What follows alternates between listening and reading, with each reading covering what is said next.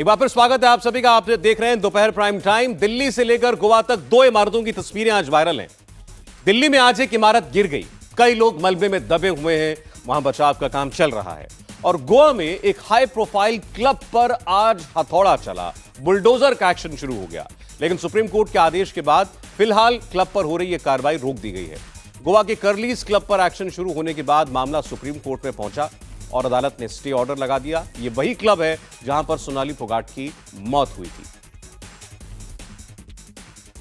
तो सबसे पहले बात दिल्ली की इमारत की। दिल्ली के आजाद मार्केट में 4 मंजिला इमारत गिरी, जिसमें राहत और बचाव का काम अभी भी जारी है। एनडीआरएफ की टीम मौके पर पहुंचकर राहत और बचाव का काम कर रही है, रेस्क्यू ऑपरेशन चला रही है। मलबा हटाने का काम भी जोरों पर चल रहा है, लेकिन गली संकरी होने की वजह से, पतली होने की वजह से राहत बचाव के काम में परेशानी भी आ रही है। गली में मलबा गिरने की वजह से पड़ोस के घर में लोग फंस गए हैं, उनके घर का गेट जाम हो गया है। घर के लोग खिड़की बचाने की गुहार खिड़की से लगा रहे हैं। इस बीच बीजेपी सांसद और पूर्व केंद्रीय मंत्री डॉक्टर हर्षवर्धन ने घटनास्थल का जायजा लिया। दरअसल आजाद मार्केट के शीश महल में 4 मंजिला इमारत का निर्माण किया जा रहा था। स्थानीय लोगों का आरोप है कि निर्माण में घटिया सामग्री का इस्तेमाल किया गया, जिसकी वजह से यह हादसा हुआ। हादसा सुबह करीब 8:30 बजे हुई। हादसे के बाद राहत और बचाव के काम में काफी दिक्कत आ रही है, क्योंकि यह जगह काफी कंजेस्टेड है, गलियां काफी सक्रिय हैं और इस वजह से जेसीबी और दूसरी मशीनें घटनास्थल पर नहीं पहुंच पाई। हालांकि अभी भी रेस्क्यू ऑपरेशन चलाया जा रहा है। तस्वीरें आपको दिखा रहे हैं जहां पर एनडीआरएफ की टीम आपको ऑरेंज कपड़ों में नजर आ रही होगी। एनडीआरएफ की टीम ने मोर्चा संभाल लिया है। आजाद मार्केट के शीश महल में हादसा हुआ, जहां पर रेस्क्यू ऑपरेशन अभी भी जारी है। देखिए, निर्माणाधीन इमारत गिरने की वजह गली में मलबा इतना भर गया है कि पड़ोस के घर का गेट बंद हो गया है, जिससे उस घर के लोग बाहर नहीं निकल पा रहे हैं। खिड़की के पास आकर बाहर निकालने की गुहार लगा रहे हैं वो लोग जो अपने अपने घरों में फंसे हुए हैं।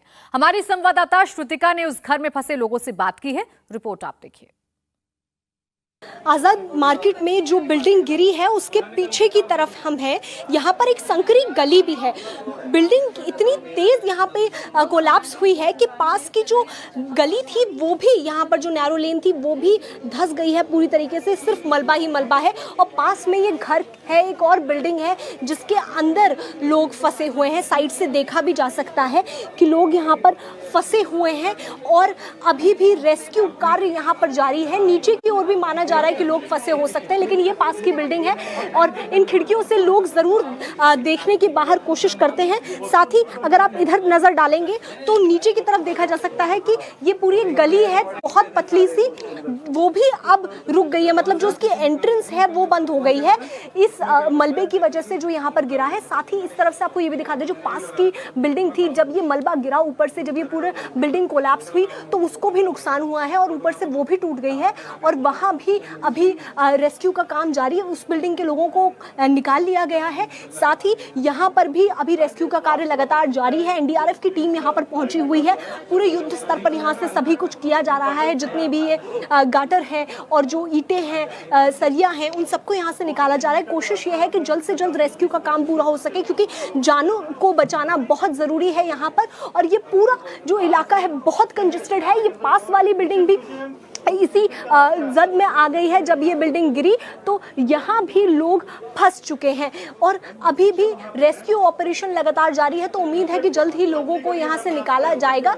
हम पास की ही एक बिल्डिंग में मौजूद हैं जिसके भी यहाँ शीशे टूट चुके हैं, यहाँ भी नुकसान हुआ है। ये खिड़की जो है ये भी टूट चुकी है। यानी कि बहुत तेज़ ये पूरा हादसा हुआ जब ये पूरी बिल्डिंग गिरी और शायद यही कारण है कि पास में भी लोग फंसे हुए हैं। और इधर से लगातार हम आपको दिखा रहे हैं कि किस तरीके से एनडीआरएफ के जवान यहाँ पर मौजूद हैं और वो रेस्क्यू ऑपरेशन कर रहे हैं। आस पड़ोस के लोग भी उनकी मदद कराने के लिए यहाँ पर जुटे हुए हैं। लेकिन कोशिश यहाँ पर यही की जा रही है कि जल्द से जल्द रेस्क्यू ऑपरेशन हो सके। देखिए, इस तरफ मैं दिखाना चाहूँगी। देखिए, ये फंसे हुए हैं। देखिए यहाँ ये नीचे क्या हो रहा था बाबा के नीचे।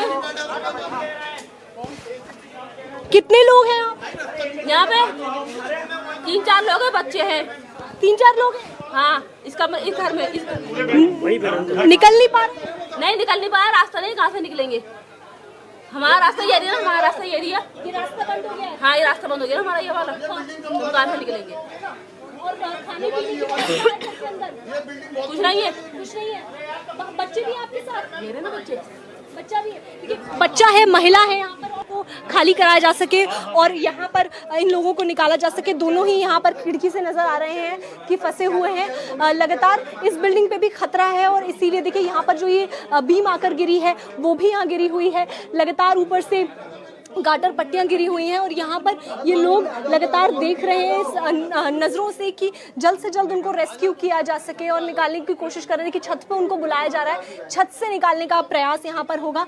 यहाँ से उनको ऑर्डर दिया जा रहा है कि आप छत पर आ जाइए। 3-4 लोगों की वो बात कर रहे हैं कि इस बिल्डिंग में वो लोग फंस गए जब ये बिल्डिंग जब धराशाही हुई तो उसके बाद में ये लोग फंसे हुए हैं। अब देखिए इनको निकालने की कोशिश कर रहे हैं कि अब उनको छत पे बुलाकर और फिर यहाँ से निकाला जाएगा।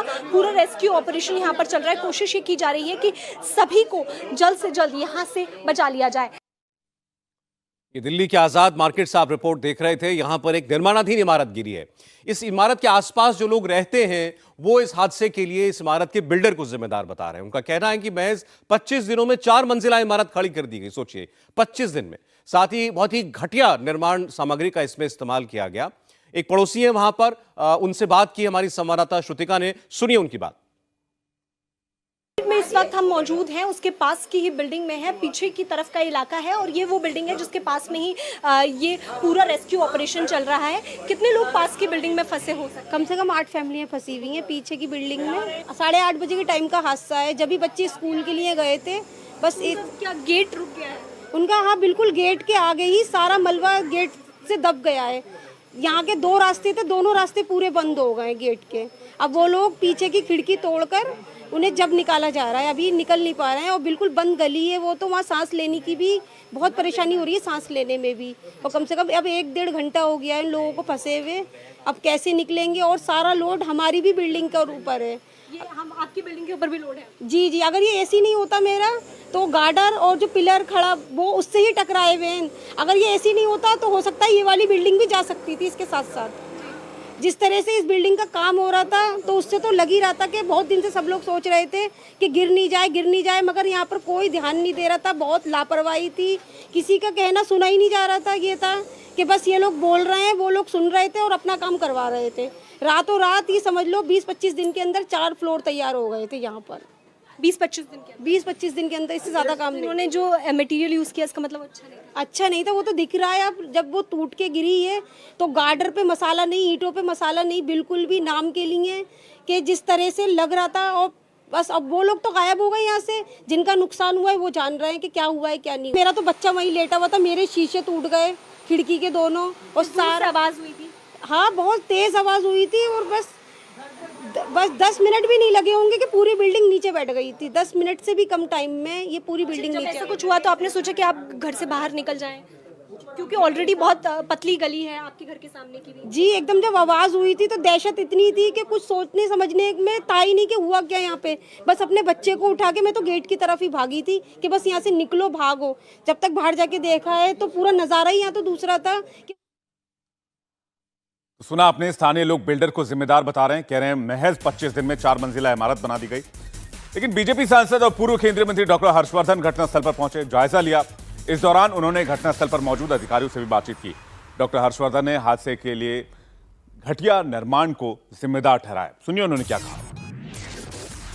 मेरी चिंता तो यह है कि जो लोग इसके अंदर घायल हुए हैं वो लोग स्वस्थ होने चाहिए। उनको कोई किसी तरह का जान का कोई उनको हानि नहीं होनी चाहिए। तो अस्पताल से अभी हम पता करेंगे कि क्या स्थिति है। कंस्ट्रक्शन तो जो है वो आप देख ही रहे हैं कि उसकी क्वालिटी भी क्या है और वो सब। अब लेकिन ये तो औपचारिक इसके बारे में कमेंट करना तो मेरे लिए उचित नहीं है।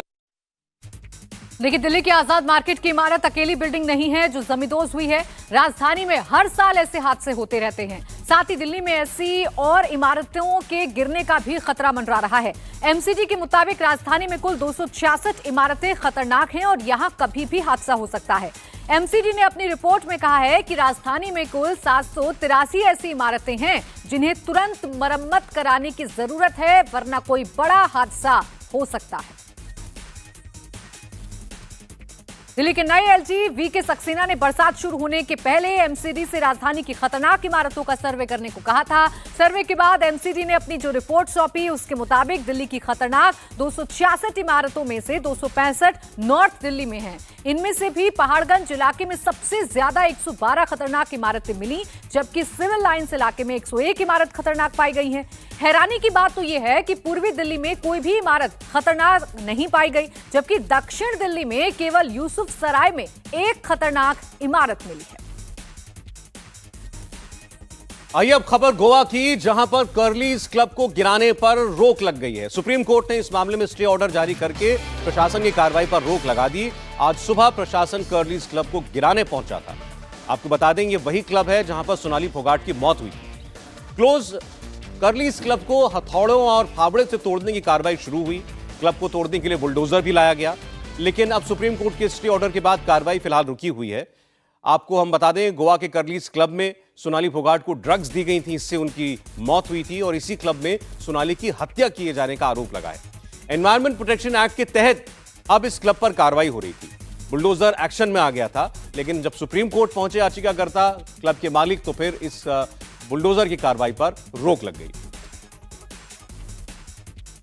सुप्रीम कोर्ट से स्टे ऑर्डर तो आ गया, लेकिन कार्रवाई रुकने तक नुकसान काफी ज्यादा हो चुका था। हम आपको एक्शन की तस्वीरें दिखाते हैं। सबसे पहले हथौड़े से क्लब को तोड़ने का काम शुरू हुआ। फावड़ा चलाकर भी क्लब को तोड़ा गया। बाद में बुलडोजर भी कर्लीज क्लब को तोड़ने के लिए पहुंच गया।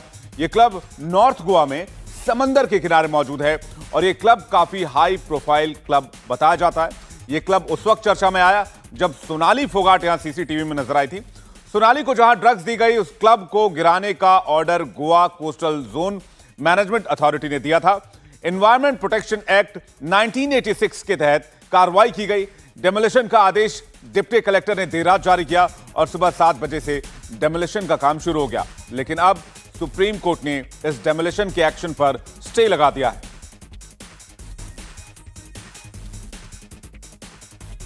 और आइए अब बात करते हैं मुंबई की, जहां आतंकी याकूब मेनन की कब्र की सजावट का मामला अब तूल पकड़ता जा रहा है। याकूब की कब्र पर सजावट को लेकर बीजेपी उद्धव सरकार से सवाल कर रही है। बीजेपी का आरोप है कि याकूब की कब्र उद्धव सरकार के कार्यकाल के दौरान सजाई गई, लेकिन इस बीच एक हैरान करने वाला खुलासा भी हुआ है। कब्रिस्तान के ट्रस्ट से जुड़े एक शख्स का बड़ा बयान सामने आया है। उसने बताया है कि याकूब की कब्र को अंडरवर्ल्ड की धमकी के चलते सजाया गया था।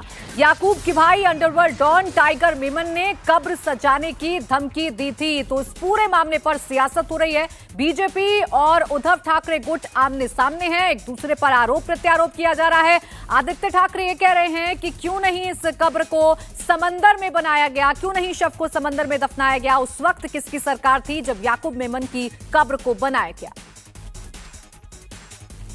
जयप्रकाश सिंह हमारे साथ लाइव जुड़ रहे हैं, सीधे उनके पास चलेंगे। जयप्रकाश, ये अंडरवर्ल्ड कनेक्शन किस तरह से सामने आ रहा है और ये पूरी खबर क्या है?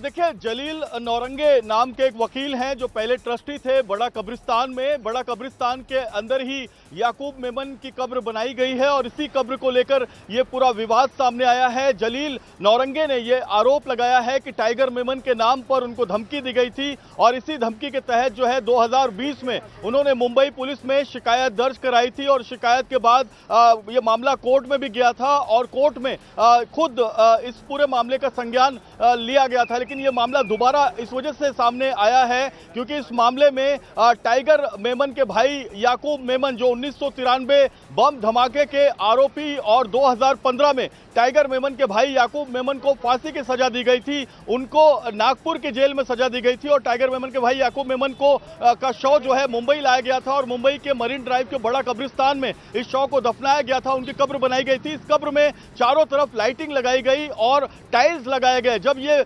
वीडियोस और ये फोटोज सामने आई उसके बाद यह आरोप लगाया बीजेपी ने कि शिवसेना ने इस कब्र को सजाने में मदद की है। 2021 में जब उद्धव ठाकरे की सरकार थी उस वक्त इस कब्र को सजाया और संवारा गया था, यानी आतंकवादी की कब्र को सजाया गया। जिसके बाद अरविंद सावंत ने प्रेस कॉन्फ्रेंस ली और इंडिया टीवी से बात करते हुए अरविंद सावंत ने कहा कि बीजेपी का यह आरोप बेबुनियाद है। 2015 में जब याकूब मेमन को फांसी दी गई तो अजमल कसाब और ओसामा बिन लादेन की तरह उनके शव को क्यों नहीं समुद्र में दफना दिया गया, क्यों उनके शव को उनके परिवार को हैंडओवर कर दिया गया। यानी कि बीजेपी चाहती थी महिमा मंडन करना और बीजेपी ने महिमा मंडन किया है। तो यह आरोप प्रत्यारोप एक दूसरे पर शिवसेना बीजेपी लगा रही है। लेकिन इसी बीच में जलील, जो एडवोकेट जलील जो उस समय के ट्रस्टी थे, उन्होंने ये आरोप लगाया है कंप्लेंट कॉपी देकर, पुरानी कंप्लेंट कॉपी है 2020 की, लेकिन उसमें उन्होंने ये कहा है कि टाइगर मेमन की तरफ से उन्हें धमकी दी गई थी कि ये जो कब्र है ये उन्हें बेच दी जाए, अगर नहीं बेचेंगे तो उनके खिलाफ ऐसी कार्रवाई की जाएगी कि उनका पता भी नहीं लगेगा।